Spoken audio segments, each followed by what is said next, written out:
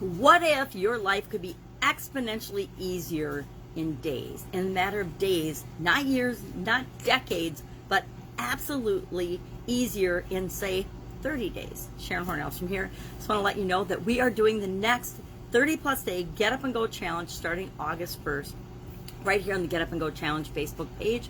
It's free and it is guaranteed to help you have better results after any change or challenge you face than before you face them. We're going to install in 30 days. We're going to learn a bunch of tools and strategies and techniques. The ones that work for you, you'll pick and continue to use to move forward in your life. What if some of them don't work for you? Then you'll just let them go. You won't use them. Just like anything else in life, we take what works for us and we use and apply it. The things that don't work for us, they just roll right off of us and they go by the wayside, or by the way of the dodo, my sister used to say.